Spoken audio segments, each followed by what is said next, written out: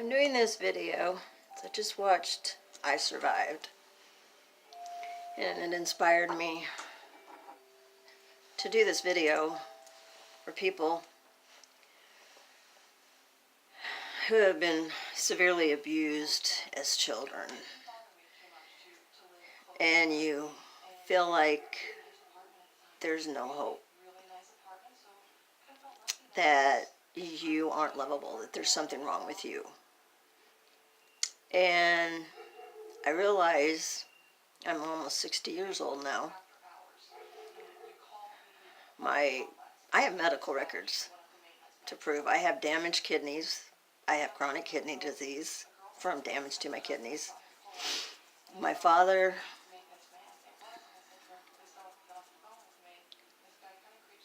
he's an alcoholic, but he's a functioning alcoholic.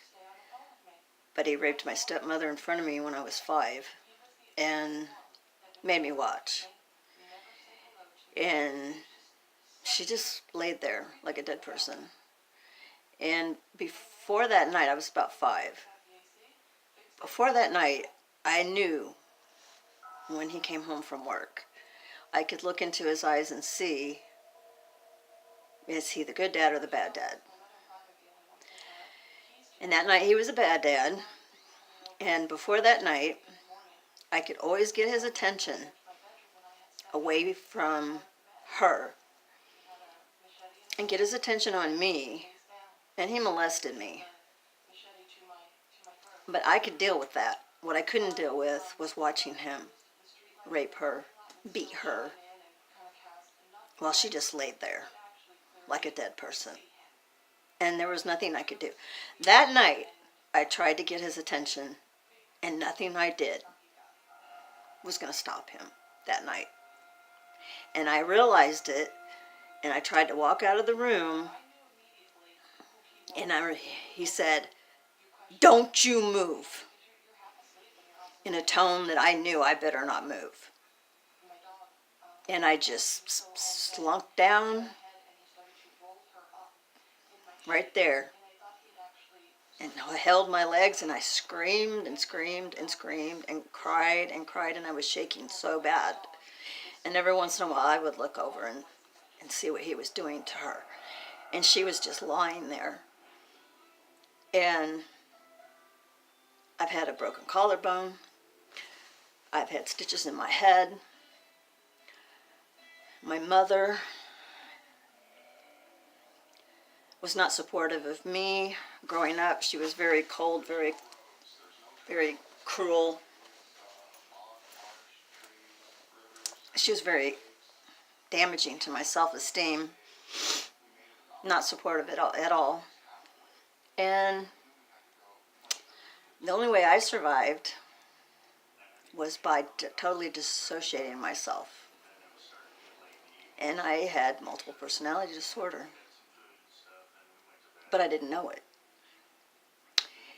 And I wanted so bad to have a family and be the perfect mom and have my kids never have anything bad happen to them and not ever get divorced. And I married someone I met at our church. We met when we were 15. Got married when we were 20. We really never dated. We just got married. Had my first child, Carrie. The happiest day of my life. Then I had my son, Todd. And I was happy. I had everything I thought I wanted in life. And I was going to live my dream. And at age 4.5, I found out. My husband, who had become a Houston police officer, I went through the academy with him. I was very proud of him. He was a great police officer, and I loved being a police officer's wife. I did. But I'm not going to go into all the details, but I found out he was molesting our kids. And it was a Monday morning, and it happened the day before on Sunday when I went Christmas shopping. It was in December. And he came home from work, and I noticed Carrie didn't want anything to do with him. He kept saying, "Come here," and she wouldn't go over to him. And I knew something was seriously wrong. Eventually, I found out what she told me. And I was like in shock, really. It was like God just threw a nuclear bomb into my life. Like, what? What do I do? I didn't even know what DHS was. I didn't know who to call. I didn't know what to do. He was in there sleeping because he worked nights. His service revolver was on the dresser. I went and looked at the gun and looked at him sleeping, and I don't know how long I stood there thinking about how easy it would be to go pick that gun up and blow his fucking head off. But I didn't do it. Sometimes I wish I had, but I didn't do it. I just said, let's go to Grandma's house. And I had a stick shift car, and I was shaking so bad I could hardly drive. And I got to my mom's, and I told her what happened, and I said, I don't know what to do. And so she said, call crisis hotline. Anyway, I divorced him. He lost his job.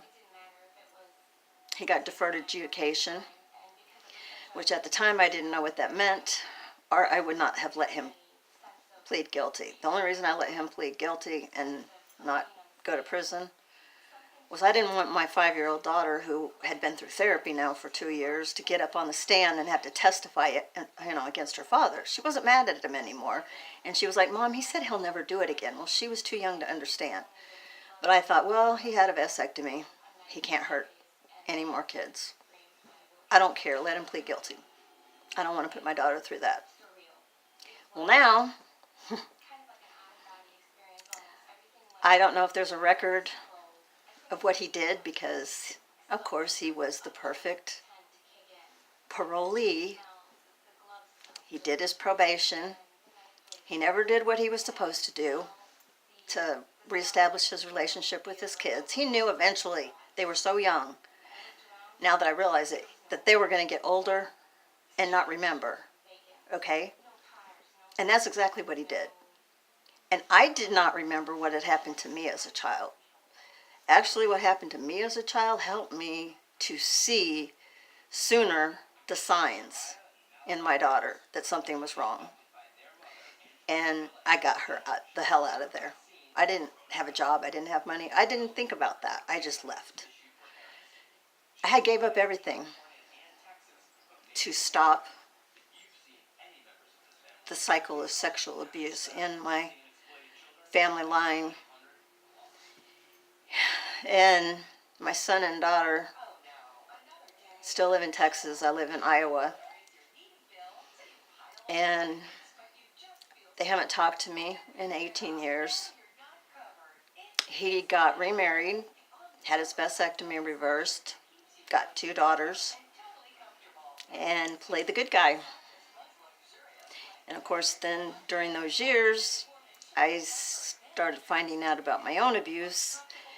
And I was in a mental hospital for a while, and I started learning about what had happened to me. And I had to heal from that. And so that gave him the perfect thing to say, look, your mom's crazy. I never did anything to you. And to this day, they block me on Facebook. They think I'm crazy. They don't talk to me. And they're the only things that matter in my life to me. But the only thing that matters to me is I freaking survived, and I saved my children, whether they know it or not. And I want to talk to people. I don't know why else I'm here, because they don't talk to me. I can't see my grandchildren. I don't even know if my mom's alive or dead. She lives in Houston with my sister. My sister doesn't talk to me. My dad, who abused me, lives here in Iowa, and I don't talk to him. He's 80 years old, and he's still an alcoholic. And he works full time. And he looks like he's 50.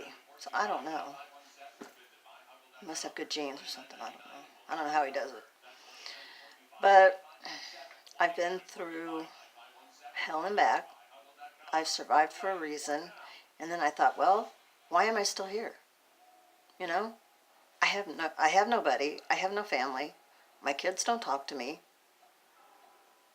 I've done what I came here to do. What do I do now? You know? Why am I still here?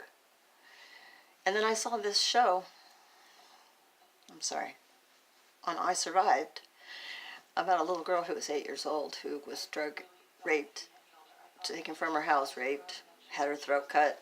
She was left in a field to die, but she lived. And they said she'd never talk again because her throat was cut. And she did. She survived, and she went on to talk to people. She went to help other people, to show them, look, you can survive. You can survive the worst thing that could happen to you. And you can thrive, and you can live and be happy. And the only thing keeping me not happy is not having my children and grandchildren in my life. And I prayed and prayed and prayed to God for a miracle to bring us all back together. Because if I told you my whole life story, you probably wouldn't even believe it. 7 of my grandkids have been adopted out because a daughter I had later, after my first 2 kids, has schizophrenia. So she lost all her kids. So I lost those kids. And Carrie and Todd think I'm this crazy nut. You know, I did the best I could. I worked full time. I raised 4 kids alone. I didn't have any help. And I did the best I could. And I always apologized to them for anything I did that hurt them. Because when you have MPD, you do things you don't remember doing. So, I mean, that's the worst thing about it, is somebody can tell you, and your kids can manipulate you when they figure this out, and they know, oh, okay, when mom's this person, I can get away with this, you know, and they do. They take advantage of it. They can't do it anymore. They can't manipulate me anymore. So now they're not talking to me. It's like, well, I'm better. What do I do with my life now? Maybe reaching out and telling my story, because I really have never done this before, will help somebody out there in my life. I know my life was worth something. I saved my kids. I stopped a cycle of abuse. And I survived. I survived. And I'm alone. And my mother abused me. I've had rotator cuff surgery. I've had broken collarbone from when I was a baby. I've got medical records. Split head open. Damaged kidneys. So I've had chronic kidney disease. And I don't remember everything that happened to me, and I don't want to. Like I told my psychiatrist, I said, I remember enough to know that I don't want to remember anymore. So, well, it is what it is, you know. But if I can help other people, maybe that's why I'm still here. I don't know. But if Carrie and Todd see this, Carrie and Todd Cabina, Carrie Cabina Brown, I love you. I'm sorry for anything I did that hurt you growing up. And I hope someday before I die, we can be reunited and I can get to know my grandchildren and you will know the truth My mom isn't who she pretends to be. She was very abusive to me. Why, I don't know. She knew what happened to me. She knew I was abused. And she chose my sister to give all her love to after my brother died. That was hard enough. And she deliberately kept my sister and I from being close. Because my brother, I was 7, no, I was 3.5 when he was born. I was 7 when he died, and he was 3.5. He died of meningitis. And I actually fed him as a baby, tried to change his diapers and everything. I was like his second mom. And we were very, very close. And when I was 7, he died.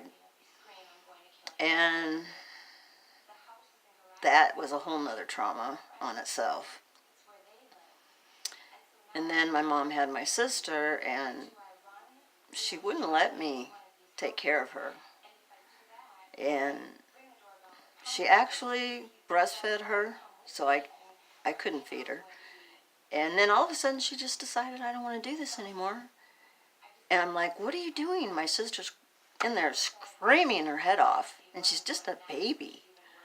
And she's just like, well, I just decided I don't want to breastfeed and rock her to sleep anymore. And I had to get up and go to school, and I couldn't stand hearing her cry and scream and scream and scream. That was traumatizing to me. And I snuck in her room and picked her up and was rocking her. And my mom came in because she knew something. She was like, oh, she's not crying. What's going on? So she came in there, and she goes, what are you doing? And I'm like, well, I can't sleep anyway. Why don't you just let me rock her to sleep? And she said, no, get to bed. And that's the first time my stepdad looked at her. He's a man that never gets mad, that doesn't have a temper. He's totally opposite of my real father, who's like, turns into a monster. But he looked at her with such hate. And he rocked her to sleep every night after that. Because she would not let me do it. I would have done it. I always wanted kids. I took care of my brother. But she did not want me and my sister to ever be close. And my sister has me blocked on Facebook, and I've never done anything to her. Because my mother lies, okay? She's a liar. She's a fake Christian. And I'm putting it out there. It's the truth. Maybe she feels guilty now. Maybe she feels sorry. I don't know, because I haven't talked to her in 18 years, and she hasn't called me. And I don't have her phone number, so they all live in Houston. And she's turned my older 2 kids, Carrie and Todd, against me. They think she's just this wonderful woman, and I'm just this. Some psychiatrist put it into my head that I was abused. I refuse to live a lie. I wouldn't live a lie for my husband, my mom, nobody. I live the truth, and it cost me everything. If anybody wants to talk, I got my YouTube channel. If I can help anybody, then maybe the rest of my life will be worth something. I don't know. But anyway, I hope everybody has a Merry Christmas.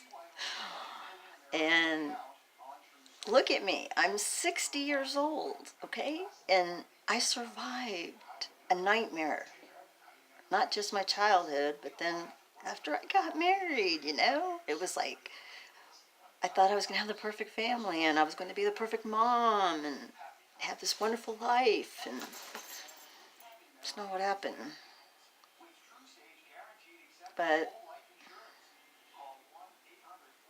Merry Christmas, Happy New Year, and if there's anybody out there that I can help, give me a reason to keep going on. Because my kids, my grandkids are all that my life has been about. And I don't know what to do with myself now. So, namaste. Spread the love, forgiveness, forgive each other. Families need to forgive each other for everything. Get back together and be a family.